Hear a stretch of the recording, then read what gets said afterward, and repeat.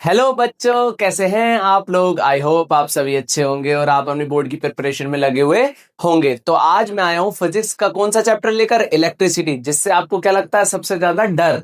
पर डरने की बिल्कुल जरूरत नहीं है। आज के बाद आपको इस चैप्टर से बिल्कुल भी डर नहीं लगेगा और ना ही कोई डाउट बचेगा। बस आपको क्या करना है, वीडियो को एंड तक देखना है, जिसमें हमने क्या क्या रखा हुआ है, न्यूमेरिकल्स भी रखे हुए हैं। न्यूमेरिकल्स करेंगे ज्यादा से ज्यादा, जिससे आपको क्या होगा, कंसेप्ट आपके क्लियर होंगे। तो वीडियो के एंड तक बने रहना है और वीडियो पर लाइक भी करना है और अपना रिव्यू जो है आपका कमेंट भी करना है और वीडियो को ज्यादा से ज्यादा अपने क्लासमेट्स में शेयर भी करना है। मेरे कहने से बस एक बार इस वीडियो को पूरा एंड तक देख लो, इलेक्ट्रिसिटी का डर खत्म। कुछ नहीं है जी इस चैप्टर में, एक बार अच्छे से देखो तो सही, वीडियो के एंड तक जाओ तो सही। ठीक है, आगे चलते हैं, अब देखते हैं क्या है इस चैप्टर में। जी, आता है व्हाट इज इलेक्ट्रिसिटी। इलेक्ट्रिसिटी क्या है, बच्चे बच्चे को पता है, कोरिया के भी बच्चे को पता है कि इलेक्ट्रिसिटी क्या है। क्या है? Electricity is the flow of electrons around a close circuit. यानी कि क्लोज सर्किट के अंदर फ्लो ऑफ इलेक्ट्रॉन क्या कहलाता है हमारा, इलेक्ट्रिसिटी। ये किसने डिस्कवर करी थी जी? ये डिस्कवर करी थी विलियम गिलबर्ट ने। इलेक्ट्रिसिटी बहुत ही महत्वपूर्ण है हमारी डेली लाइफ में। आपको पता है, आप जो फोन पे या लैपटॉप पे वीडियो देख रहे हो, वो फोन किससे चार्ज होता है, इलेक्ट्रिसिटी के द्वारा, है ना। लैपटॉप हो गए, फोन हो गए, फ्रिज हो गए, जो भी हमारे इलेक्ट्रिकल एप्लीयंसेस है, जो काम करते हैं, किसकी वजह से करते हैं, इलेक्ट्रिसिटी की वजह से। इलेक्ट्रिसिटी नहीं तो आज के टाइम में मैं बता रहा हूं कि हमारा आधा जीवन जो है वो खराब है, क्योंकि हम बहुत ज्यादा डिपेंड हो चुके हैं किस पर, इलेक्ट्रिसिटी पर। तो हमें डीपली नॉलेज होनी चाहिए कि इलेक्ट्रिसिटी क्या है ना। हमारे घर में किस तरीके की वायरिंग होती है, कॉम्बिनेशन कौन सा होता है, सीरीज में कॉम्बिनेशन होता है, पैरेलल में कॉम्बिनेशन होता है, इन सब चीजों के बारे में हम डीपली पढ़ेंगे। करंट के बारे में, वोल्टेज के बारे में, सब चीज के बारे में बहुत अच्छे से पढ़ेंगे। बस वीडियो के एंड तक आप बने रहें, ठीक है जी। जी, अब टॉपिक आता है इलेक्ट्रिक चार्ज के। आपका इलेक्ट्रिक चार्ज क्या है? देखो, तीन चीजें इंपॉर्टेंट होती है, मैं आपको बता देता हूं। एक तो सिंबल, सिंबल पता होना चाहिए आपको, ठीक। दूसरी चीज इंपॉर्टेंट होती है उसकी एसआई यूनिट पता होनी चाहिए, और तीसरी चीज इंपॉर्टेंट होती है उसका फॉर्मूला पता होना चाहिए। आधे से ज्यादा बच्चों को इन्हीं तीन चीजों में कंफ्यूजन रहता है कि कौन सा सिंबल लगाएं, है ना, क्या इसकी एसआई यूनिट है, आंसर के बाद क्या लिखना है, और क्या इसका फॉर्मूला है। पहले पढ़ लेते हैं चार्ज क्या है। The charge is the product of the number of electrons and the charge on a single electron. बोले तो जो चार्ज का सिंबल होता है वो क्या होता है जी, क्यू। क्या होता है, क्यू। इसकी एसआई यूनिट होती है जी कुलोम्ब। क्या होती है, कुलोम्ब। और फॉर्मूला बनता है इसका भी, उसने बोला Q is equals to plus minus N E. यहां पर हमारा n क्या है जी, n उसने बोल रखा है कि आपका n है number of electrons, number of electrons, है ना। और E जो है यह है चार्ज ऑन वन इलेक्ट्रॉन। अब चार्ज ऑन वन इलेक्ट्रॉन क्या होता है, वो होता है 1.6 इंटू 10 की पावर माइनस 19 कुलम। ठीक है, इतनी सी बात आप याद कर लेंगे। आपको कहीं अगर चार्ज निकालना होगा तो उसमें नंबर ऑफ इलेक्ट्रॉन्स देगा, ये आपको ऑलरेडी पता होगा। आप क्या करेंगे, चार्ज उसमें निकाल देंगे, या कहीं ऐसा पूछेगा नंबर ऑफ इलेक्ट्रॉन्स निकालो तो चार्ज गिवन देगा, और ये आपको पता ही है, तो आप नंबर ऑफ इलेक्ट्रॉन्स भी निकाल दोगे वहां पर। आगे इतनी बात समझ में, बहुत ही अच्छे तरीके से आपको ये चीज समझ में आ गई होगी। ठीक है जी, चार्ज का कॉन्सेप्ट क्लियर। आगे चलते हैं, अब करंट का कंसेप्ट क्लियर कर लेते हैं। करंट क्या है? Electric current is expressed by the amount of charge flowing through a particular area in unit time. कि एक पर्टिकुलर एरिया में, इन यूनिट टाइम में जो चार्ज फ्लो हुए, है ना, जो चार्ज फ्लो हुए, वो क्या होता है हमारा, करंट। करंट देखा है आपने कभी, नंगे तार छुए हैं कभी आपने? देखना भी मत, बहुत ज्यादा हानिकारक है। एक बार पता क्या हुआ था, जो अपन पानी गर्म करने के लिए वो रोड नहीं लगाते हैं बाल्टी में, तो पानी गर्म हो रहा था। अब मुझे देखना था कि पानी गर्म हो गया नहीं हो गया। मैंने क्या करा, सीधा उसमें उंगली डुबो दी, और जो झटके लगे हैं, वाइब्रेट हुई थी कुछ कदर सर बॉडी हमारी। ठीक है, नहीं तो ये सब चीजें आप करके मत देखना। पहले उसका स्विच ऑफ करे करो और फिर देखो उंगली डालकर कि जो हमारा पानी है वो गर्म हो गया या नहीं हो गया। ठीक है, बात को अच्छे से समझो, ये सब चीजें नहीं किया करते, है ना। पर बचपन में हो जाता है, क्या कर सकते हैं, इस पर हमारा कंट्रोल नहीं होता। कुछ चीजें ऐसी होती हैं जिन पर हमारा कंट्रोल नहीं होता, इनवॉलेंटरी एक्शंस। समझ गए नहीं इस बात को जी। एक बैटरी जो यहाँ पर करंट उत्पन्न कर रही है, ये एक स्विच, और ये क्या हो रहा है, हमारा बल्ब ग्लो हो रहा है यहाँ पर, ये होता है पूरा इलेक्ट्रिक करंट। ठीक है जी। अब बात वही आई सिंबल, है ना, सारी चीजें बहुत ही अच्छे से सीखेंगे। सिंबल क्या है, आई, करंट का सिंबल आई। दूसरी चीज आती है एसआई यूनिट, इसकी एसआई यूनिट होती है सर एम्पियर। क्या होती है, एम्पियर। बात आता है फॉर्मूला, फॉर्मूला होता है जी I is equals to Q upon T, जिसमें क्यू क्या है आपको पता है चार्ज, और टी क्या है टाइम। ठीक है जी, इतनी बात समझ में आ गई आपको, बहुत बढ़िया। अगर इतनी बात आपके समझ में आ गई तो आप बहुत ही बेहतरीन, बहुत अच्छे से सीख रहे हो सारी चीजों को। सारी चीजें पता है क्या है, बहुत इजी है, बस आपको पता होना चाहिए कहाँ चीज कैसे लगानी है। यही चीज आप यहाँ पे सीखना है कि कौन सा फॉर्मूला कहाँ लगाना है, कौन सा सिंबल कहाँ लगाना है, वो मैं सिखाऊंगा, टेंशन क्यों ले रहा हूं। आगे चलते हैं। कहता how can electric current be expressed, ये ऑलरेडी हमने पढ़ लिया, हम बहुत तेज है, सारी चीजें पहले ही पढ़ लेते हैं, है ना। इलेक्ट्रिक करंट को आई से क्यू अपॉन टी। अब वही चीज बोली कि इलेक्ट्रिक करंट जो होता है हमारा एम्पियर में, है ना, और जो चार्ज होता है वो कोलोम्ब में, और टाइम जो होता है किस में लिया जाता है, सेकंड में। अब जो हमारा करंट है वो कौन से डिवाइस के द्वारा मेजर किया जाता है जी, क्वेश्चन बन जाता है एमसीक्यू कि current is measure by which device, तो कौन सा, एमोमीटर। ठीक है, जहां कहीं भी आपको इस तरीके से दिखे ना ए सर्किट में लगा हुआ, तो वो एमोमीटर है। क्या है जी, एमोमीटर। इतनी बात आपको समझ में आ गई, बहुत बढ़िया। आगे चलते हैं। Okay, example number 1। ठीक है, हम क्या डर रहे हैं, बहुत ही अच्छे बच्चे हैं, मेहनत करते हैं, रात के 12-12 1-1 बजे तक हम पढ़ते हैं। सीरियसली इतनी देर तक पढ़ते हो आप, बहुत अच्छे बच्चे हो फिर तो। देखो उसने बोला in the diagram 4 wires meet at junction O. Okay, no problem, junction O पे 4 वायर मिल रहे हैं। 3 wires have current flowing inward. अब इस चीज को आपको समझना है, जो यहाँ पर 3 वायर है, एक ये वाला और ये वाला और एक ये वाला, इनमें जो करंट फ्लो हो रहा है वो कौन कौन सा है, 3 एम्पियर का, 1 एम्पियर का और 2 एम्पियर का, और ये इनवर्ड करंट फ्लो कर रहे हैं। तो हमें बताना है कि जो आउटवर्ड करंट जा रहा है यहाँ पर ये कितना होगा। बिल्कुल बहुत ही आसान है, कैसे, एक फॉर्मूला याद रखेंगे, net inward current is equal to net outward current. बोले तो कैसे सर, अब नेट इनवर्ड करंट कितना है, 3 + 1 + 2 बराबर हो जाएगा नेट आउटवर्ड करंट के। नो प्रॉब्लम, 3 और 1 4, 4 और 6, और जो हमारा करंट है उसकी एसआई यूनिट क्या होती है, यहां पर चीज याद रखेंगे, ए एम्पियर। तो ये हमारा करंट निकल कर आ गया कहां पर, इस पॉइंट पर, कितना आया सर, 6 एम्पियर। ठीक है, आगे बात समझ में, बहुत इजी है, बस आपको क्या याद रखना, net inward is equal to net outward. ठीक, इस तरीके का एक और क्वेश्चन करते हैं। आप चाहे तो वीडियो को पॉज करके इसका आंसर खुद से भी कर सकते हैं, क्योंकि अभी मैंने पीछे ऑलरेडी आपको पढ़ाया था। देखो ये दोनों जो है हमारे वायर, ये इनवर्ड करंट ला रहे हैं। फॉर्मूला हमें पता है, net inward is equals to net outward, पता है ना आपको भी। अब देखो नेट इनवर्ट कितना हुआ, 3 + 3 इज इक्वल टू आई, ये आ गया 6, और ऐसा unit ampere is equal to current. ठीक है जी, तो हमारा आंसर कितना जाएगा, 6 एम्पियर। आगे बात समझ में, बहुत बढ़िया। ठीक है जी, ऐसे देख लेते हैं अगला एग्जाम्पल क्या कह रहा। अच्छा देखो, इस एग्जाम्पल में मैं आपको नागमणि दूंगा, क्या दूंगा, नागमणि। तो देखिए आप उस नागमणि को कैसे लेंगे। उसने बोल रखा है क्वेश्चन में कि आपके पास एक वायर है, और उस वायर पर 2 पॉइंट है, पॉइंट ए और पॉइंट बी। बोला पॉइंट ए जो है उसका एरिया ऑफ क्रॉस सेक्शन कैसा, वाइडर। पॉइंट बी जो है उसका एरिया ऑफ क्रॉस सेक्शन कैसा है, नैरो। तो अगर वो यहां से 5 एम्पियर का करंट फ्लो कराएगा, तो यहां पर कितने एम्पियर का करंट फ्लो होगा जी, ये क्वेश्चन है उसका। तो नागमणि ये कहती है कि जो हमारा करंट होता है वो एरिया ऑफ क्रॉस सेक्शन पर डिपेंड नहीं करता, तो जितना आप यहां से करंट फ्लो कराओगे उतना ही यहां पर निकलेगा, यानी पॉइंट बी पर भी कितना निकलेगा, 5 एम्पियर का। आपको ये बात बहुत ही अच्छी तरीके से समझ में आ गई होगी। देखो मैं आपको एक चीज बताना चाहता हूं, ये तो हो गई इस चैप्टर की एक्सप्लेनेशन वीडियो, ठीक है, इलेक्ट्रिसिटी की एक्सप्लेनेशन वीडियो।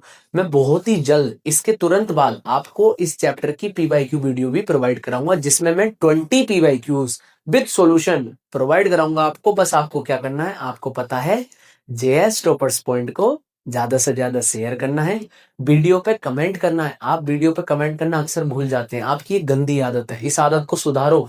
कमेंट करना जरूरी है सर, हमें भी तो कॉन्फिडेंट मिलेगा ना उस चीज से। ठीक है, तो कमेंट जरूर किया करो, अपने रिव्यू बताया करो कि कहाँ हमें सुधार करने की जरूरत है और कहाँ आपको सुधार करने की जरूरत है। या आपको किसी भी चैप्टर की वीडियो चाहिए तो आप कमेंट कीजिए, है ना। या फिर आपको कोई भी शॉर्ट ट्रिक चाहिए किसी क्वेश्चन पर तो आप कमेंट कीजिए, हमारे यहाँ पर शॉर्ट ट्रिक भी मिलती है ना हमारे चैनल पर जी। जैस टॉपर्स पॉइंट को ज्यादा से ज्यादा शेयर करें। एक और क्वेश्चन दे रहा, देखो जितने ज्यादा से ज्यादा आप क्वेश्चन करोगे उतने ज्यादा आप परफेक्ट बनते चले जाओगे। इलेक्ट्रिसिटी एक ऐसा चैप्टर है, जितने ज्यादा न्यूमेरिकल आप लगाओगे, जितनी ज्यादा आप प्रैक्टिस करोगे, जैसे मैथ्स में करते हैं ना हम, जितनी ज्यादा प्रैक्टिस करेंगे उतने ही ज्यादा परफेक्ट बनते चले जाओगे, है ना। तो numerical makes a man and women perfect. तो हमें ज्यादा से ज्यादा न्यूमेरिकल करने हैं। अब उसने क्या दे रखा है, अ करंट ऑफ 5 एम्पियर। देखो उसने यहाँ पर करंट दे रखा है कितना सर, 5 एम्पियर का, flows through a conductor, calculate the number of electrons. हमें नंबर ऑफ इलेक्ट्रॉन निकाल दे, यानी एन निकाल लिया, फ्लोइंग थ्रू द 2 सेकेंड। उसने टाइम भी दे रखा है यहाँ पर 2 सेकेंड। ठीक, अब आपको फॉर्मूला पता है, क्या फॉर्मूला पता है, Q is equal to N E, पता है इतना फॉर्मूला, जहां पर E क्या होता है 1.6 इंटू 10⁻⁻19 कूलम, पढ़ रखा है हमने ऑलरेडी। अगर हमें यहाँ Q पता चल जाए तो हम N निकाल सकते हैं बहुत ही आसानी के साथ। Q कैसे पता चलेगा, I दे रखा है और T दे रखा है, तो एक फॉर्मूला है करंट का, वो क्या होता है जी, I equal to Q upon T। पढ़ा ही नहीं होगा आपने, तो पीछे पढ़ाया था जैसन ने, ध्यान ही नहीं था आपका, कहीं और ध्यान था। स्नैपचैट का नोटिफिकेशन आ गया, तुरंत खोलने बैठ गया। अब भाई यहाँ भी पढ़ लो थोड़ा, यहाँ भी ध्यान दे लो। अगर थोड़ा सा ध्यान दे लोगे, इलेक्ट्रिसिटी का डर खत्म, इलेक्ट्रिसिटी गायब, है ना, डर ही गायब हो जाएगा हर तरीके से। तो देखो यहाँ से हम Q की वैल्यू निकाल लेंगे, Q की वैल्यू निकालेंगे तो फॉर्मूला सोल्व होगा, Q is equal to I T बन जाएगा। अब आपको पता है करंट कितना आपके पास 5 और टी कितना है 2, तो क्यू कितना आ गया जी आपका 10, और ऐसा यूनिट क्या होती है, कोलोन। ठीक जी, आपके पास क्यू आ गया, तो एन बराबर क्या हो जाएगा, N is equal to Q upon E. ठीक है जी, N is equal to Q कितना है आपके पास 10, और इलेक्ट्रॉन का चार्ज आपको पता ही है 1.6 इंटू 10⁻⁻19 कोलोम, पॉइंट हटेगा ऊपर जीरो पड़ेगा, तो हम कह सकते हैं कि ये बनेगा लगभग लगभग 6.25 इंटू 10⁻⁻19 कोलोम। ये आपकी वैल्यू हो जाएगी एन की यहाँ से निकल कर। ठीक है, आ गया समझ में, बहुत ही आसान तरीके से हम सारे न्यूमेरिकल्स करते हुए चलेंगे, क्योंकि numericals makes a man and women perfect जी। आगे पढ़ते हैं, एक और एग्जांपल है, a current of 0.5 ampere is drawn by a filament of an electric bulb for 10 minutes। देखो करंट दे रखा है I is equals to 0.5 ampere 10 minute के लिए। तो साहब टाइम तो हम मिनट में मानते ही नहीं, सेकंड में मानते हैं, तो 10 की मल्टीप्लाई कितने से हो जाएगी 60 से, तो टाइम कितना निकल आएगा आपका यहाँ पर 600 सेकंड। बहुत बढ़िया। Find the amount of electric charge, उसने क्या पूछा, क्यों निकालो, आई दे रखा है टी दे रखा है, वही वाला formula I is equal to Q upon T. Formula solve करोगे Q is equal to I into T, है ना। तो Q is equal to I कितना है आपके पास 0.5 और टी कितना है आपके पास 600, तो आपका जो क्यू निकल कर आएगा यहाँ से वो कितना निकल कर आएगा 300 कोलोम। ठीक है जी, आपका चार्ज निकल कर यहाँ से आ गया। आप न्यूमेरिकल्स बहुत ही आसान तरीके से कैसे चुटकियों में सोल्व करने लगोगे। ठीक है, वीडियो के एंड तक जुड़े रहें, सारी चीजें सीख जाओगे सर आप। अगला क्वेश्चन क्या कह रहा है, a current of 150 milli ampere. Sir आपने हमें पढ़ाया था कि जो करंट की एसआई यूनिट होती है वो एम्पियर होती है, तो ये मिली एम्पियर कहां से आ गया अब यहाँ। देखो उसने क्वेश्चन में दे भी रखा है कि 1 मिली एम्पियर बराबर होता है 10⁻³ से। तो यहां पर जो हमारा करंट बन जाएगा वो कितना बन जाएगा 150 इंटू 10⁻³ एम्पियर। ठीक, करंट बन गया हमारा। लो जी, बिल्कुल सिंपल सी बात थी, ये तो हम घबरा रहे थे। सबसे पहले आपको घबराना नहीं है, बोर्ड में पेपर देने जाओगे, बोर्ड का पेपर देखोगे तो सबसे पहले आपको घबराना नहीं है। अगर आप वहां पर घबरा गए तो आपका पूरा पेपर क्या खराब हो जाएगा। तो सबसे पहले आपने घबराना नहीं है ना। आई निकल गया हमारा। अब आगे कह रहा है 2 मिनट्स, मिनट्स नहीं सेकंड्स में लेना है सर। आगे बात समझ में, तो टाइम बराबर कितना हो जाएगा 2 इंटू 60, बोले तो 120 सेकंड। इतनी बात हमें समझ में आ गई। आगे कह रहा है find the amount of charge, फिर से चार्ज पूछ रहा है। चार्ज का फॉर्मूला क्या बन जाता है, Q is equal to I into T. ना। Q is equal to I कितना आपके पास 150 इंटू 10⁻³ इंटू 120 है ना। Q इज इक्वल टू, अब देखो 15 की इससे मल्टीप्लाई होती है तो कितना बन जाता है 180 zero zero into 10⁻³ Q is equal to, क्या मैं इसे इस प्रकार लिख सकता हूँ 10⁻³ इंटू 10⁻³ सर ये कैसे लिख दिया? ये तो क्लास 7 तो पढ़ा है। अरे आपने तो क्लास 7 पढ़ी नहीं, डायरेक्ट 10th में आ गया है ना, तो आपको ये चीज नहीं पता होगी। अरे बच्चों पढ़ लो पढ़, अगर आपको ये भी नहीं आता मैंने यहाँ कैसे लिख दिया तो हो गया काम आपका, देखो इससे खत्म हो जाएगा। Q इज इक्वल टू कितना जाएगा यहाँ पर हमारा 18 कूलम। कितनी बात समझ में आ गई जी? बहुत अच्छी, आगे चले। हो आगे क्या बोल रहा है, कंडक्टर सेमीकंडक्टर और इंसुलेटर के बीच में डिफरेंस। तो सबसे पहले हम पढ़ लेते हैं कंडक्टर के बारे में। कंडक्टर बस का कंडक्टर नहीं, ये वो वाला कंडक्टर नहीं है। ये कंडक्टर इस चीज को बताता है कि जो हमारा करंट है अगर वो बहुत इजी तरीके से पास हो रहा तो वो क्या है हमारा कंडक्टर, है ना। और अगर हमारा करंट जो है वो पास नहीं हो पा रहा, फ्लो नहीं हो पा रहा, तो वो क्या है इंसुलेटर। इंसुलेटर के अंदर हमारा करंट फ्लो नहीं होता, कंडक्टर के अंदर करंट फ्लो हो जाता है। अब बात आती है सेमीकंडक्टर की। सेमीकंडक्टर क्या होता है सर? तो सेमीकंडक्टर कभी कभी तो हमारा कंडक्टर की प्रॉपर्टी शो करता है, कभी कभी हमारा इंसुलेटर की प्रॉपर्टी शो करता है। अच्छा, कुछ एग्जाम्पल भी होंगे इनके, फेमस एग्जाम्पल। तो सर एक बार बोर्ड में क्वेश्चन पूछ लिया था उसने कि बताओ इनमें से सेमीकंडक्टर कौन सा है, तो आप याद कर लेंगे कुछ फेमस जो हमारे हैं सेमीकंडक्टर, वो सिलिकॉन और जर्मेनियम। कौन से सर? सिलिकॉन और जर्मेनियम, है ना। तो इसके बारे में आप थोड़ा सा देख सकते हैं, सिलिकॉन और जर्मेनियम। कंडक्टर कॉपर होता है एक फेमस, और एक इलेक्ट्रोलाइट्स। इंसुलेटर कौन कौन से होते हैं सर? रबड़, प्लास्टिक, वुड, ये इंसुलेटर्स होते हैं जिनके अंदर से करंट पास नहीं होता। ठीक, अब पढ़ते हैं चार्ज फ्लो के बेसिस पर। अब जो कंडक्टर होते हैं उनके अंदर large number of free charges होते हैं। ज्यादा फ्री चार्जेस होंगे तो करंट इजिली फ्लो होगा, हाई होगा। ठीक है, इंसुलेटर के अंदर फ्री चार्जेस नहीं होंगे तो करंट या तो बिल्कुल नहीं होगा, होगा तो बहुत कम मात्रा में फ्लो होगा। सेमीकंडक्टर, इसमें फ्री चार्जेस होते भी हैं और नहीं भी होते, पर होते हैं तो कंट्रोल मैनर में होते हैं। आगे बात समझ में, जिससे कि कभी कभी तो ये इलेक्ट्रिसिटी बहुत ज्यादा क्या करवा लेता है, फ्लो करा लेता है, और कभी कभी बिल्कुल नहीं कराता करंट। आगे बात समझ में जी, ये चीज आपको बहुत अच्छे से समझ में आ गई होगी। ठीक है जी, जी आगे चले। अब आगे आता है electric potential and potential difference. ये जो टॉपिक है ना सर, इसने आधे से ज्यादा बच्चों का जीवन जो है खराब कर रखा है, नींद जो है हराम कर रखी है। क्या है इस टॉपिक में ऐसा है जो इसने बच्चों को डरा रखा है? इसे पढ़ लेते हैं, इतने अच्छे से सीखेंगे कभी जिंदगी में नहीं भूलोगे आप इसे, गारंटी देता हूँ। देखो, ये एक पॉइंट ए है, ठीक, ये एक पॉइंट बी है।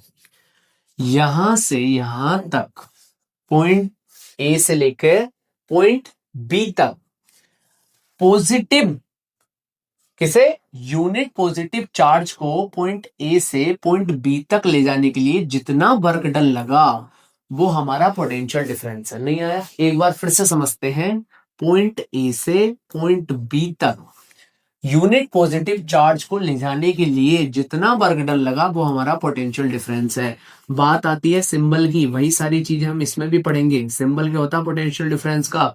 उसे बी से भी और डेल्टा बी से भी डिनोट कर लेते हैं हम, ठीक है। अच्छा, इसकी एसआई यूनिट क्या होती है जी? इसकी एसआई यूनिट होती है बोल्ट। क्या होती है? बोल्ट। और इसका फॉर्मूला क्या बनता है? इसका फॉर्मूला बनता है जी delta B is equals to W upon Q, है ना। अब यहां पर डब्ल्यू क्या है? Work done. और क्यू क्या है? आपने ऑलरेडी पढ़ रखा है, कोरिया के बच्चे को पता है ये चीज तो। क्यू क्या होता है? चार्ज।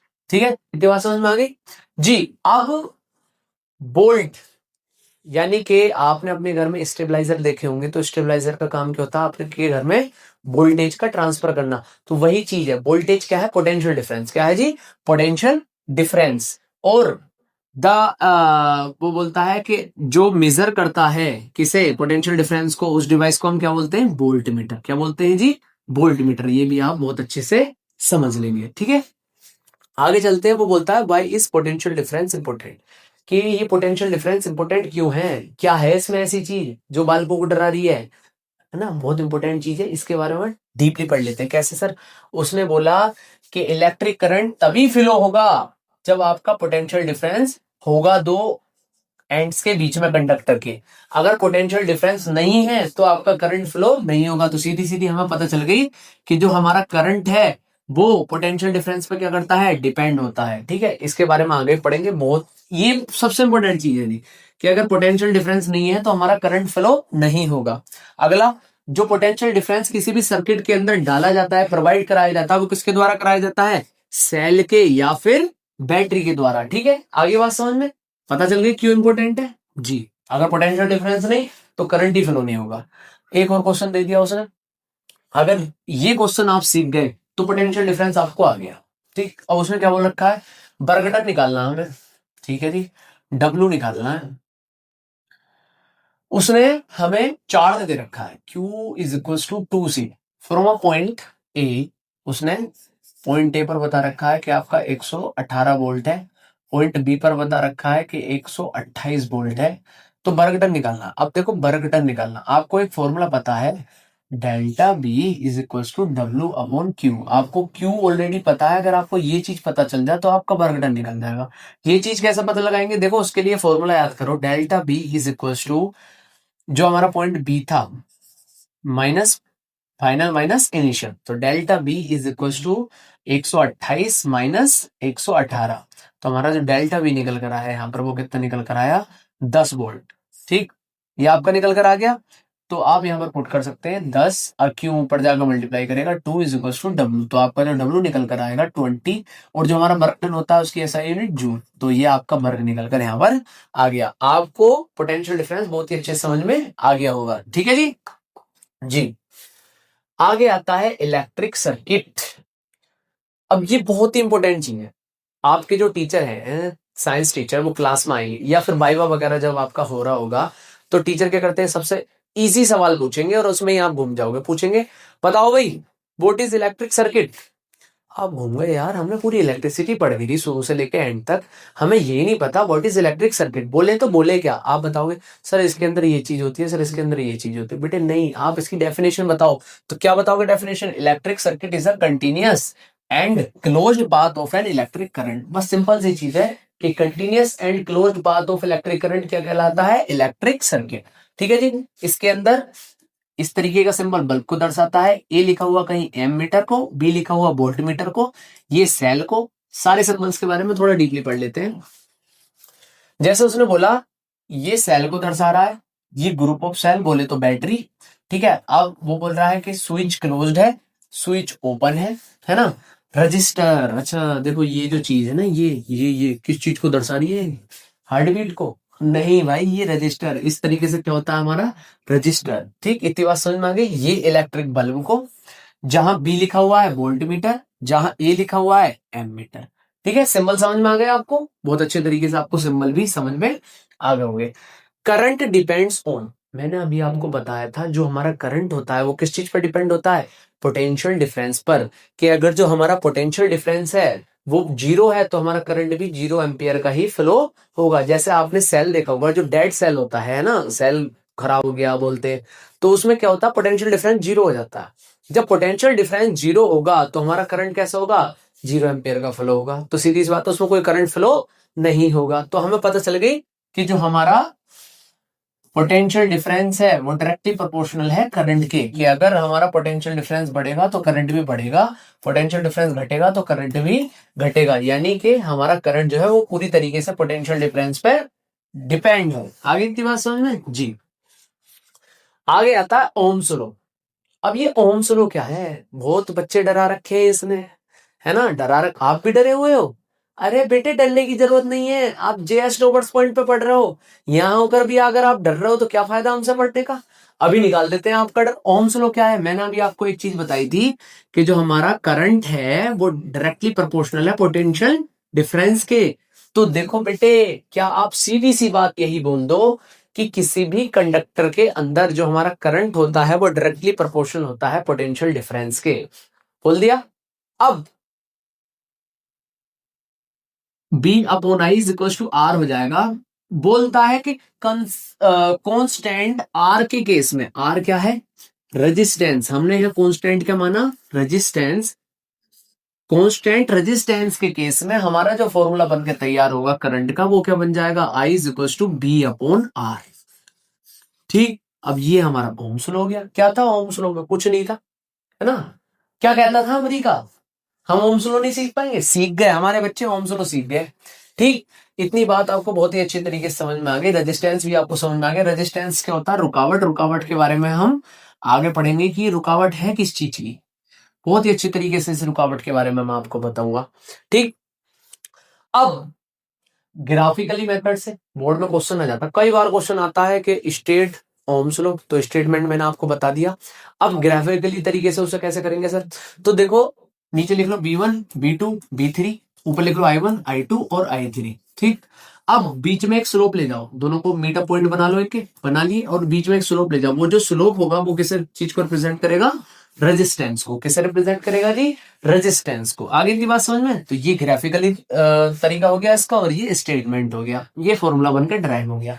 ये जो फॉर्मूला है ये बहुत इंपॉर्टेंट है। अच्छा, अब आप ये कह रहे हो सर आपने हमें जो फॉर्मूला बताया था चैप्टर की शुरुआत में, वो करंट का फॉर्मूला बताया था, I is equal to Q upon T. अब आप अपने बयान बदल रहे हो, आप कह रहे हो I is equal to B upon R. तो बेटे कंडीशन, कंडीशन वेरी कर रही है। यहां पर कंडीशन क्या थी, चार्ज दे रखा था और टाइम दे रखा था। यहां पर कंडीशन क्या है, वोल्टेज और रेजिस्टेंस। तो अच्छा इंसान वही है, अच्छा आदमी वही है, अच्छी लड़की वही है जो कंडीशन के हिसाब से अपने आप को बदल ले, समय के अनुसार अपने आप को ढाल ले, है ना। जैसी सिचुएशन में है वैसी सिचुएशन में हम अपने आप को ढाल ले।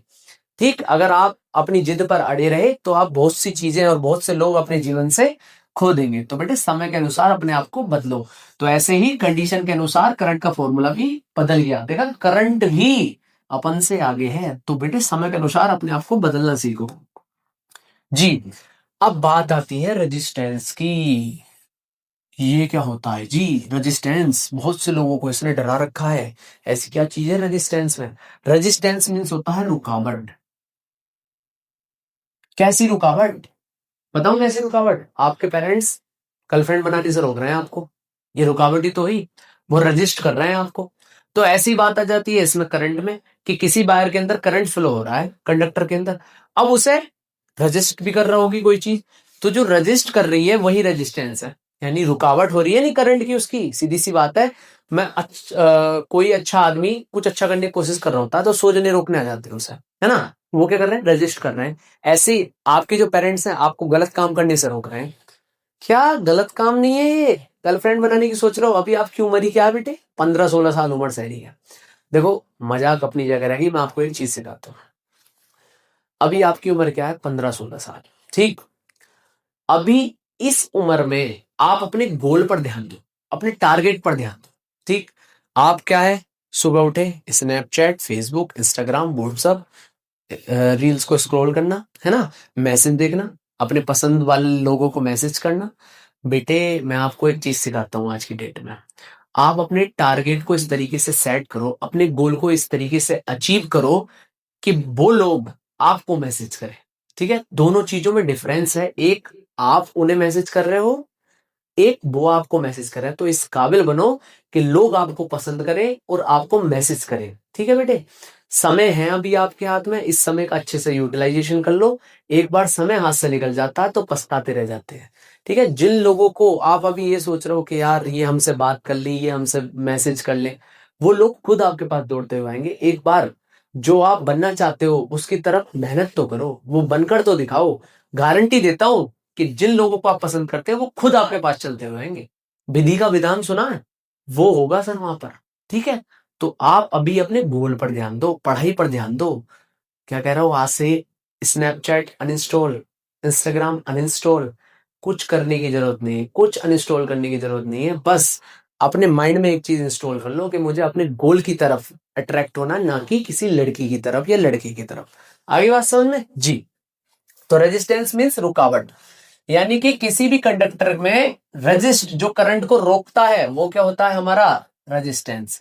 अब इसका फॉर्मूला क्या बनता है सर, अभी हमने फॉर्मूला पढ़ा था I is equal to B upon R, है ना। तो यहां से रेजिस्टेंस का फॉर्मूला बन जाता है हमारा R is equal to B upon I. इसकी SI यूनिट क्या होती है सर, इसकी एसआई यूनिट होती है ना, एसआई यूनिट क्या होती है सर? ओम। ओम, ठीक। इतनी बात आपको समझ में आ गई? ठीक है, आगे पढ़ लेते हैं। रेजिस्टेंस, रुकावट आपको बहुत अच्छे तरीके से समझ में आ गई। अब कुछ ऐसे फैक्टर्स होते हैं जिन पर हमारा रेजिस्टेंस क्या है सर, डिपेंड करता है। कैसे सर, उसके बारे में पढ़ लेते हैं। सबसे पहली चीज मैंने आपको सिखाई थी, रेजिस्टेंस डिपेंड ऑन लेंथ।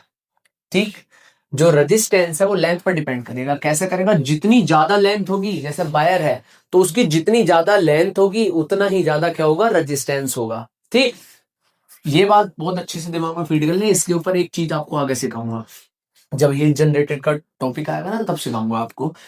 पहली चीज आप याद कर लें, R directly proportional to resistance. जितनी ज्यादा लेंथ होगी उतना ज्यादा रेजिस्टेंस होगा, जितनी कम लेंथ होगी उतना कम रेजिस्टेंस होगा। दूसरी चीज की बात होती है, R inversely proportional to area of cross section, के जितना ज्यादा एरिया होगा उतना रेजिस्टेंस कम होगा। ठीक है, इनवर्सली में एक चीज बढ़ती है तो दूसरी चीज घटती है। ये आपको समझ में आ गई जी। तीसरा आता है depend on material of the conductor. Material of the conductor कैसे? अभी हमने दो चीजें पढ़ी, आर डायरेक्टली और inversely proportional to L upon A. तो इसमें कांस्टेंट आ जाएगा, आर इज इक्वल टू, अब ये क्या है, ये क्या बना दिया सर? नहीं, ये होता है सर रो। क्या होता है? रो। ठीक है, तो ये कांस्टेंट है, इसकी वैल्यू फिक्स्ड है यहाँ पर। तो ये तीन फैक्टर्स ऐसे होते हैं जिन पर हमारा रेजिस्टेंस क्या होता है, डिपेंड।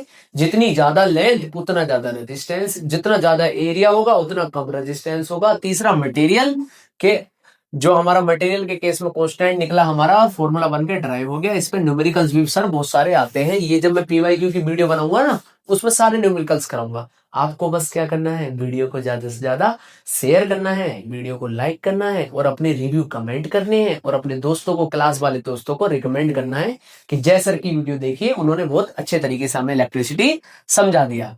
अच्छा, बात आती है रजिस्टिविटी की, कि सर रजिस्टिविटी की होती है, रेजिस्टेंस तो समझा दिया आपने। रजिस्टिविटी होती है ability to oppose the current, है ना, कि जितनी एबिलिटी आप लगा रहे हो किसे, करंट को अपोज करने के लिए, वो रेजिस्टिविटी है आपकी। रेजिस्टिविटी की एसआई यूनिट क्या होती है सर? एसआई यूनिट होती है इसकी बोले तो ओम पर मीटर। क्या सर? ओम पर मीटर। इस तरीके से लिख देते हैं सर। ठीक, अब इसके बारे में भी थोड़ा डीपली पढ़ लेते हैं। सबसे इंपॉर्टेंट चीज आपको बता, बहुत इंपॉर्टेंट चीज, जो हमारे कंडक्टर्स होते हैं सर, ठीक, कौन कौन से, जैसे मेटल्स और एलॉयज, उनकी रेजिस्टिविटी कैसे होती है सर? लो। अगर लो रेजिस्टिविटी होगी तभी तो उनके अंदर से करंट इजीली फ्लो हो पाएगा, है ना। तो उनकी रेजिस्टिविटी कैसी होती है? लो। रेंज क्या होती है? स्क्रीनशॉट ले लो या फिर नोटबुक में लिख लो। रेंज होती है कंडक्टर्स की रेजिस्टिविटी की 10⁻⁸ ओम पर मीटर टू 10⁻�6 ओम पर मीटर। बात आती है इंसुलेटर की। इंसुलेटर में करंट फ्लो नहीं होने देते, यानी कि रेजिस्टिविटी हाई होगी। कितनी हाई होगी वो भी देख लेते हैं, 10⁻12 ओम पर मीटर टू 10⁻17 ओम पर मीटर। अब वही सेम चीज उसने दोबारा बोली कि जिनका रेजिस्टिविटी लो होगी वो बेटर कंडक्टर होंगे ऑफ इलेक्ट्रिसिटी। समझ में आ गई बात? बहुत इंपॉर्टेंट चीज थी। आगे चलते हैं। वो बोल रहा है resistors in series. Resistors in series के बारे में मैं आपको बहुत ही अच्छे तरीके से समझाता हूं। तो आपको क्या करना है, सबसे पहले घबराना नहीं है, बार बार भूल जाते हो, आपको सिखाना पड़ता है। सीरीज में सर देखो सर, एक वायर है हमारा, उस पर बल्ब कनेक्ट है, उसी वायर पर दूसरा बल्ब कनेक्ट है, उसी वायर पर तीसरा बल्ब कनेक्ट है। सेम वायर पर जब एक से ज्यादा एप्लियंसेस अटैच होते हैं वो होता है कॉम्बिनेशन इन सीरीज। दो तरीके के कॉम्बिनेशन होते हैं, कॉम्बिनेशन इन सीरीज और कॉम्बिनेशन इन पैरेलल। अब क्वेश्चन आता है कि हमारे और आपके घर में कौन सा कॉम्बिनेशन लगा हुआ है जी, इसके बारे में भी मैं आपको समझाऊंगा। सीरीज के नुकसान भी बताऊंगा कि सीरीज में कॉम्बिनेशन करने के नुकसान क्या क्या है जी। ठीक, उससे पहले हम एक चीज देख लेते हैं यहाँ पर कि देखो, एक ही वायर से तीनों रजिस्टर्स क्या है, कनेक्ट है। ठीक, और उनका जो पोटेंशियल डिफरेंस है वो सबका क्या है, अलग अलग। तो इससे हमें सेम एक बात पता चली कि जो करंट था वो तो सब में क्या था, सेम, क्योंकि एक ही वायर से कनेक्ट थे। और जो हमारा पोटेंशियल डिफरेंस था वो क्या हो रहा था जी, डिवाइड हो गया। क्या हो गया? डिवाइड हो गया। करंट सेम और पोटेंशियल डिफरेंस डिवाइड हो गया। ये सबसे इंपॉर्टेंट चीज है। अगर आपने ये सीख ली तो आपकी आधी चीजें बिल्कुल इजी हो जाएंगी, इसी तरीके से। ठीक, अब डेरिवेशन हम इसकी नहीं करेंगे, जो फॉर्मूला बनता है उसकी, क्योंकि बोर्ड का समय रह गया है कम। आप बस फॉर्मूले पे ध्यान दो। R S is equal to R1 plus R2 plus R3। ये आपका फॉर्मूला बन के आता है किसका? रजिस्टर्स इन सीरीज का। ठीक है जी। अब नुकसान कि अगर हम सीरीज में कॉम्बिनेशन कर रहे हैं तो उसका नुकसान क्या है? देखो, पहला नुकसान ये है कि अगर ये पहला बल्ब फूक गया तो बाकी के दोनों बल्ब काम नहीं करेंगे। सबसे बड़ा नुकसान तो यही हो गया। अच्छा, दूसरा नुकसान क्या है सर? दूसरा नुकसान ये है कि ये सबसे तेज जलेगा, ये उससे थोड़ा सा कम, ये बिल्कुल ही कम जलेगा, क्योंकि करंट क्या था? सेम जा रहा था और सेम वायर से क्या है? कनेक्टेड। अच्छा, तीसरा नुकसान, यहाँ मैंने बल्ब लगा दिया, यहाँ मैंने हीटर लगा दिया, तो सर नहीं चलेगा ना हमारा हीटर। क्यों नहीं चलेगा ये भी और बता दो। हीटर इस वजह से नहीं चलेगा क्योंकि दोनों को अलग करंट चाहिए होगा, बल्ब को भी और हीटर को भी, तो इसलिए हमारा हीटर नहीं चलेगा। तो ये हमारी कुछ डीमेरिट्स होती है किसकी सर? रजिस्टर्स इन सीरीज की। आई होप आपको इतना समझ में आया। आगे चलते हैं। देखिए, बात हो रही है यहाँ पर रजिस्टर्स इन पैरेलल की। रजिस्टर्स इन पैरेलल में हमें सिंपली यहाँ पर दिखाई दे रहा है कि हर रजिस्टर का अपना खुद का करंट है। हर रजिस्टर का अपना खुद का करंट है। तो इससे हमें यहाँ पर क्या पता चल रही है कि जो हमारा यहाँ पर करंट है वो कैसा हो गया सर? डिवाइड हो गया। और जो हमारा यहाँ पर पोटेंशियल डिफरेंस था वो क्या है? सब में सेम। तो हमारे घर की जो वायरिंग होती है वो कैसी होती है सर? पैरेलल में होती है। इसे हमें कैसे पता चला? क्योंकि हमने यहाँ पर देखा जो करंट है वो डिवाइड हो रहा है और पोटेंशियल डिफरेंस जो है वो यहाँ पर कैसे रह रहा है? सेम रह रहा है ना? तो आप क्या कर सकते हैं? इसमें हीटर भी चला सकते हैं, फ्रिज भी चला सकते हैं, वॉशिंग मशीन भी चला सकते हैं, क्योंकि सब अलग अलग वायर से कनेक्टेड है और जो हमारा करंट है वो सब में डिवाइड हो रहा है। तो हमें कोई भी दिक्कत नहीं हो, और ना ही इसमें ये प्रॉब्लम होती कि अगर एक पहला बल्ब फूक गया तो बाकी के दो काम नहीं करेंगे, है ना? तो ये जो है बहुत ही ज्यादा बढ़िया होता है कॉम्बिनेशन, इसलिए हम इसे अपने घर पर यूज करते हैं। अच्छा, इसका फॉर्मूला क्या बनता है? जो कि हमारा जो करंट है वो डिवाइड हो गया और जो हमारा पोटेंशियल डिफरेंस है वो सेम है, तो इसका फॉर्मूला बनता है 1/RP is equal to 1/R1 plus 1/R2 plus 1/R3। I hope आपको ये चीज बहुत अच्छे से समझ में आ गई होगी कि रजिस्टर्स इन सीरीज और रजिस्टर्स इन पैरेलल क्या होता है। ठीक है, आगे चलते हैं और आगे देखते हैं। आगे दे दिया उसने एक क्वेश्चन। आपको पता ही है हम क्वेश्चनों से डरने वाले नहीं हैं, हम बहुत ही अच्छे हैं पढ़ने में, और क्वेश्चनों को कैसे कर देते हैं? चुटकी में क्वेश्चन कर देते हैं। देखते हैं। उसने बोला 3 रजिस्टर्स, R1 कितना दे रखा है आपका यहाँ पर? 5 ओम। R2 कितना दे रखा है यहाँ पर? 10 ओम। R3 कितना दे रखा है? 15 ओम। ठीक है जी। अब वो कह रहा है कि सीरीज में कनेक्टेड है और जो पोटेंशियल डिफरेंस है जो बैटरी से कनेक्टेड है वो 12 वोल्ट की है। सीरीज में कनेक्टेड है तो इसका रेजिस्टेंस निकाल लेते हैं। फॉर्मूला क्या होता है आप सभी को पता है, R S is equal to R1 plus R2 plus R3। तो R S is equal to कितना हो जाएगा? 5 प्लस 10 प्लस 15, यानी आर एस आपका यहां पर कितना निकल कर आ गया? 30 ओम। ये आपका हो गया टोटल रेजिस्टेंस। अब वो कह रहा है कि करंट भी निकाल दो। करंट भी निकाल देते हैं जी। I is equal to B upon R हमारा फॉर्मूला होता है। I is equal to V कितना है अपने पास? 12 वोल्ट, और R कितना है अपने पास? 30 ओम। ठीक है, तो यहां से जो हमारा करंट निकल कर आएगा वो आएगा 0.4 एम्पियर का। ठीक है जी, इतनी बात समझ में आ गई आपके? आगे क्या कह रहा है वो? आगे ये कह रहा है कि सभी रजिस्टर्स का अपना खुद का पोटेंशियल डिफरेंस बताओ क्या होगा। इसका क्या मतलब हुआ जी? देखो, यहां से पोटेंशियल डिफरेंस निकालने का फॉर्मूला क्या बनेगा? B is equal to IR। ठीक। अब पहले रजिस्टर की बात हो रही है तो B1 is equal to IR1, B2 is equal to IR2 और B3 is equal to IR3। ठीक है बच्चों, B1 निकालेंगे, करंट जो कि सीरीज में है तो करंट कैसा रहेगा सर? सब में सेम ही रहेगा। 0.4 की मल्टीप्लाई, R1 कितना है? 5, तो ये आपका निकल कर आ जाएगा 2 वोल्ट का। कितना जी? 2 वोल्ट का। ठीक है, B2 की बात हो रही है तो B2 is equal to 0.4 into R2 कितना है आपके पास? देखो वहां पर 10, तो ये हमारा कितना निकल आएगा जी? 4 वोल्ट। B2 भी निकल आया। बात हो रही B3 की, B3 भी निकाल देते हैं। करंट तो हमारा सेम ही रहेगा और R3 हमारा कितना है? 15। तो B3 जो आपका यहां से निकल कर आएगा वो कितना निकल कर आएगा जी? 6 वोल्ट का। कितना? 6 वोल्ट का। ठीक है बच्चों। 6 वोल्ट। तो बहुत ही आसान तरीके से हमने ये न्यूमेरिकल कर लिया। अगर इस तरीके का क्वेश्चन आपके बोर्ड एग्जाम में आता है तो उसे आप कुछ ही सेकंड में सोल्व कर देंगे, क्योंकि आपने यहां पर सीख लिया। पहले आपने वहां पर कॉम्बिनेशन देखा, कॉम्बिनेशन के हिसाब से फॉर्मूला लगाया और रेजिस्टेंस निकाल लिया, फिर करंट निकाला और फिर पोटेंशियल डिफरेंस निकाल लिया हर एक का। ठीक है बेटे, आगे बात समझ में, आगे चलते हैं। एक और example, okay no problem. Example बोल रहा है 3 resistors of 2 ohm, 3 ohm. R1 कितना दे रखा है आपका 2 ओहम, R2 कितना दे रखा है 3 ओहम, R3 कितना दे रखा है 4 ओहम। ठीक है बच्चों, आर कनेक्टेड इन, सीरीज में कनेक्टेड है फिर पैरेलल में। रेजिस्टेंस निकालना है, पहले सीरीज में कनेक्टेड के लिए R S is equal to R1 plus R2 plus R3। बोले तो 2 + 3 + 4 कितना आ जाएगा जी, आ रहा है इसमें आपका सीरीज में आ गया आपका 9 ओहम। Okay no problem. अब कह रहा है पैरेलल में निकालो। पैरेलल में निकालने के लिए हमें फॉर्मूला पता है 1/RP is equal to 1/R1 plus 1/R2 plus 1/R3। ठीक है, 1/RP is equal to R1 कितना है जी 2 प्लस R2 कितना है जी 3 प्लस R3 कितना है जी 4। ठीक, इन सबका एलसीएम कितना आता है 12। कितना आता है जी 12।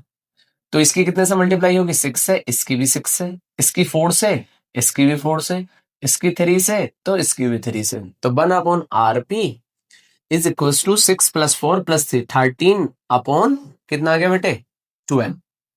तो आरपी की जो वैल्यू यहां से निकल कर आएगी वो आएगी 12/13, बोले तो 0.92 ohm.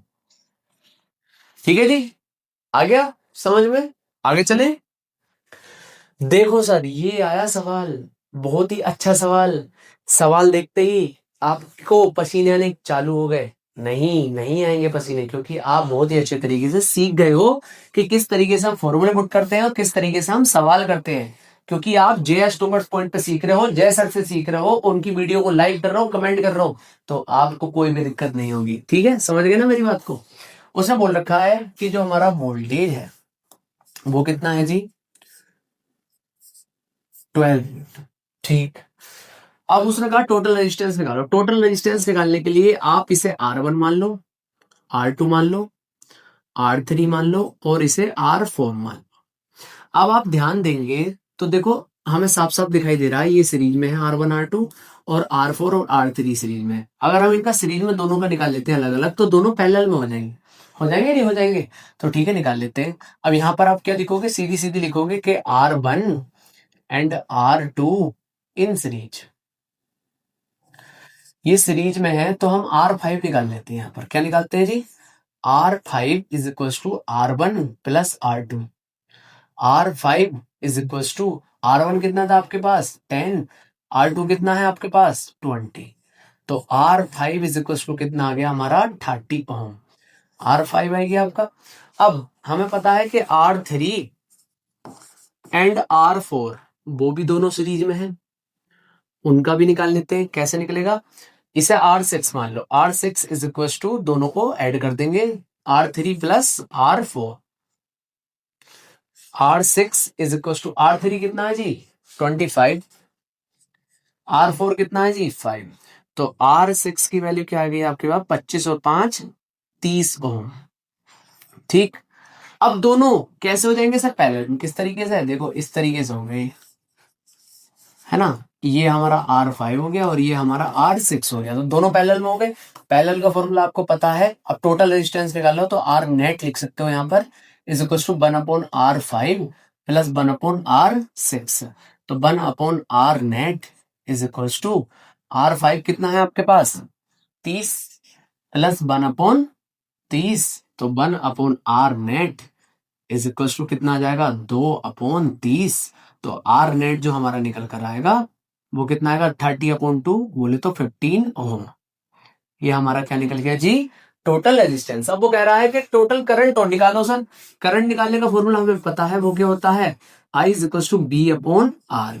I is equal to B कितना था हमारे पास 12 और R कितना है हमारे पास 15। तो बेटे क्या करना है, वीडियो पोस्ट करो, कमेंट बॉक्स में जाओ और जल्दी इसका आंसर कमेंट कर लो। अगर आपने आंसर कमेंट नहीं किया तो आपको जानते हो ना फिर मुझे जी, जल्दी से कमेंट कर दो। अब आगे आता है हीट जनरेटेड। मैंने आपसे बोला था हीट जनरेटेड टॉपिक जब भी आएगा तो मैं आपको बताऊंगा क्या चीज होती है लेंथ के बारे में, है ना। तो देखो बेटे, एक करंट फ्लो हो रहा है तो वहां पर रेजिस्टेंस प्रोड्यूस हुआ रेजिस्टेंस, कुछ याद आया रेजिस्टेंस अभी आपको क्या सिखाया था जी। तो वहां पर रेजिस्टेंस प्रोड्यूस हुआ, तो रेजिस्टेंस प्रोड्यूस होगा तो वहां पर हीट भी प्रोड्यूस होगी। सर कैसे प्रोड्यूस होगी? वही वाला एग्जाम्पल ले लो। आपके पेरेंट्स ने आपको गर्लफ्रेंड बनाने से रोका, तो रेजिस्टेंस करा उन्होंने, रजिस्ट करा आपको, तो हीट प्रोड्यूस हुई, यानी आपको गुस्सा आ गया। ये तो मजाक थी। देखो मैं आपको एक एग्जांपल सिखाता हूँ। ट्रक है, ठीक है। अब ट्रक ड्राइवर ने क्या करा, ब्रेक अप्लाई की। जैसे ही ब्रेक अप्लाई किए, ट्रक जो हमारे टायर थे उस पर ब्रेक लगे, तो हमारा जो स्पीड थी वो रजिस्ट हो गई, ट्रक जो है रुक गया। अब क्या हुआ, अगर आप टायर को जाकर देखोगे तो उस रेजिस्टेंस की वजह से, यानी उस ब्रेक की वजह से हमारा जो टायर था वो गर्म पड़ गया। कभी छूना आप तो बिल्कुल गर्म मिलेगा आपको टायर। तो यानी क्या हुआ, वहां पर हमें एक चीज पता चल गई कि जितना ज्यादा रेजिस्टेंस होगा उतनी ज्यादा हीट प्रोड्यूस होगी। अब ज्यादा रेजिस्टेंस कैसा होगा, जितनी ज्यादा लेंथ होगी उतना ज्यादा रेजिस्टेंस होगा और उतनी ज्यादा हीट प्रोड्यूस होगी। तो आपको खेल समझ में आ गया, heating effect of electric current. अब जूल्स लॉ ऑफ हीटिंग क्या होता है? जूल्स लॉ ऑफ हीटिंग ये बोलता है कि जो हमारा हीट है जनरेट हो रही किसी भी कंडक्टर के अंदर, वो डायरेक्टली प्रोपोर्शनल होती है करंट के स्क्वायर के, रेजिस्टेंस के और टाइम के। ये हमारा फॉर्मूला बन के तैयार हो जाता है। यहाँ से आगे बात समझे तो हमें पता चल गई हीट किस पे डिपेंड होती है, रेजिस्टेंस पे। जितना ज्यादा रेजिस्टेंस। अब बल्ब कैसे ग्लो करता है? बल्ब कैसे ग्लो करता है सर? वही कहानी है कि बल्ब के अंदर आपने इस तरीके से देखा होगा, वो क्या होता है। अब देखो यहाँ पर लेंथ जितनी ज्यादा उतना ज्यादा रेजिस्टेंस, जितना ज्यादा रेजिस्टेंस उतनी ज्यादा हीट प्रोड्यूस, जितनी ज्यादा हीट प्रोड्यूस होगी उतना ही क्या होगा, बल्ब ग्लो करेगा, बिल्कुल आपके फेस की तरह। हाँ, स्माइल आ गई चेहरे पे, हंसते रहा करो, अच्छे लगते हो, ठीक है। अब मैं आपको एक एग्जांपल और देता हूँ। क्या आपने सभी ने प्रेस देखी है? आप सभी के घर, अरे बेटे ड्राइंग पे मत जाओ, भावनाओं पे जाओ। आयरन प्रेस जो होती है उसके अंदर इस तरीके से गूंज फिट होती है जी। देखो गूंज फिट है, जितनी ज्यादा लेंथ उतना ज्यादा क्या रेजिस्टेंस प्रोड्यूस होगा, करंट को अपोज करेगा, है ना। जितना ज्यादा रेजिस्टेंस प्रोड्यूस होगा उतना ज्यादा क्या होगा, हीट प्रोड्यूस होगी, है ना। तो जितनी ज्यादा हीट प्रोड्यूस होगी हमारे कपड़े जो है वो इस्त्री हो जाएंगे, इस्त्री आयरन से प्रेस हो जाएंगे, ठीक है। आगे बात समझ में। ऐसी जो हमारे घर पे पहले हीटर हुआ करते थे, है ना, उनमें इस तरीके की गूंज होती थी ना, ऐसे शेप में फिर इधर आती थी। तो जितनी ज्यादा लेंथ उतना ज्यादा क्या होता था, रेजिस्टेंस। जितनी ज्यादा रेजिस्टेंस उतनी ज्यादा हीट प्रोड्यूस होती है। तो आपको एक केस बहुत अच्छे समझ में आ गया होगा हीट प्रोड्यूस का। अगला टॉपिक देखते हैं, पावर। भाई पावर की बात होने लगी, या तो आपकी बात होने लगी। आ जाओ, डंबल उठा लो, वेट उठा लो, डेड लिफ्ट मार दो। अबे बेटे पढ़ ले, बोर्ड आ गए। देखो बेटे पावर की बात हो रही है, तो पावर ये कौन सी पावर है? It is work done per unit time. यहाँ पर फॉर्मूला लगता है P is equal to W upon time. अच्छा, एक फॉर्मूला और बनता है पावर का, P is equal to B upon I. एक फॉर्मूला और बनता है P is equal to I square R. एक फॉर्मूला और बनता है P is equal to B square upon R. चार फॉर्मूले बता दिए सर आपने, क्या कर रहे हो ये समझा तो दो अब। सर वही वाली कहानी है, हमें कैसे पता चलेगी कि कौन सा फॉर्मूला कहाँ लग रहा है? वही चीज आएगी कंडीशन, समय के अनुसार अपने आप को बदल देना कंडीशन के हिसाब से। वैसे ही पावर भी अपने फॉर्मूले को बदल रहा है, जैसे करंट ने नहीं किया था, अपना फॉर्मूला बदल लिया था, ऐसे ही यहाँ पर पावर, जहां पर वर्क डन और टाइम दे रखा है ये वाला फॉर्मूला, जहां पर पोटेंशियल डिफरेंस और करंट दे रखा है वहां पर ये वाला फॉर्मूला, करंट और रेजिस्टेंस दे रखा है ये वाला फॉर्मूला, पोटेंशियल डिफरेंस और रेजिस्टेंस दे रखा है ये वाला फॉर्मूला। तो समय के अनुसार बेटे अपने आप को बदल लो, स्मार्ट स्टडी करो, वर्क हार्ड नहीं। देखो हार्ड वर्क तो सभी कर रहे हैं, बाकी बच्चे भी आपकी तरह हार्ड वर्क कर रहे हैं, दिन रात पढ़ रहे हैं, 12-12 13-13 घंटे पढ़ रहे हैं। उनकी तरह मत करो, स्मार्ट वर्क करो, ठीक है। हमेशा स्मार्ट वर्क वाला ही आगे जाता है। क्या आपने कभी अंबानी काम करता हुआ देखा है साहब, ईंटें उठाकर लेकर जा रहा है ना, या फिर जो है पूरे पूरे दिन खेत में काम कर रहा है? नहीं देखा ना। वो स्मार्ट वर्क करता है, और पैसा जो खेत में काम कर रहे हैं, जो मजदूरी कर रहे हैं उनसे ज्यादा कमा रहा है। क्यों? Smart work. स्मार्ट वर्क जो होते हैं वो, उससे हमें ग्रोथ ज्यादा मिलती है। आगे बात समझ में। तो smart works makes women and man perfect. आगे बात समझो तो स्मार्ट वर्क करो, जेएस टॉपर्स पॉइंट को फॉलो करते हुए चलो, बोर्ड एग्जाम में बहुत अच्छे मार्क्स आपके आएंगे। ठीक है नहीं बेटा। और बेटे अगर आपको कोई भी डाउट है तो आप पर्सनली डीएम कर सकते हैं, इंस्टाग्राम पर भी हमारा पेज है जेएस टॉपर्स पॉइंट, वहां आप अपना मैसेज डाल सकते हैं या मेरी आईडी पर भी आप मैसेज कर सकते हैं। और आपको किसी भी क्वेश्चन की शॉर्ट ट्रिक चाहिए तो उसके लिए भी आप मैसेज कर सकते हैं। शिवम सर, अगर मैथ की चाहिए तो शिवम सर आपको प्रोवाइड करा देंगे, और साइंस की चाहिए फिजिक्स वगैरह की तो मैं आपको प्रोवाइड करा दूंगा। तो बिल्कुल भी ना हिचके, कोई डाउट है 24/7 हम आपके लिए अवेलेबल हैं, जस्ट मैसेज, हम आपको उसकी सॉल्यूशन प्रोवाइड करेंगे। ठीक है। अब कन्वर्जन आते हैं कुछ, क्या 1 किलोवोल्ट टू वोट, हम किलोवोट टू वोट में कन्वर्ट कर रहे हैं तो किससे मल्टीप्लाई करेंगे, 10⁻³ से। अच्छा वोट को किलोवोट किससे मल्टीप्लाई करेंगे, 10⁻³ से। अब इसकी एसआई यूनिट क्या होती है सर, पावर की एसआई यूनिट क्या होती है, वो होती है वोट। क्या होती है जी, वोट, बोले तो डब्ल्यू। ठीक। अब कॉमन यूनिट क्या आती है, हॉर्स पावर। क्या आती है, हॉर्स पावर। एक हॉर्स पावर में 746 वोल्ट होती है, 746। अब कुछ बच्चों से तो हिंदी की गिनतियां भी नहीं आती बेटे, 10th में आ गए, हिंदी की गिनतियां तो सीख लो कम से कम, है ना, बहुत जरूरी है बेटे। आजकल के टाइम में आप किसी दुकान पे चले गए, दुकानदार ने बोला भैया आपका सामान हो गया 469 रुपए का। अब आप सोचोगे यार 69 के होते हैं, अब फालतू पैसे दिया होगा उसे, ले भाई 500 का नोट ले ले, हमें नहीं पता। हॉर्स पावर क्या होता है, आपने अपने फादर साहब को बात करते सुना होगा कि ये ट्रैक्टर जो है इतनी हॉर्स पावर का है, हॉर्स पावर की उसकी पावर। ठीक। तो बेटे पावर, एक हॉर्स पावर 746 वोल्ट का होता है। ठीक है जी। आगे चलते हैं, electrical energy. Electrical energy is the work done to maintain the flow of current in a conductor.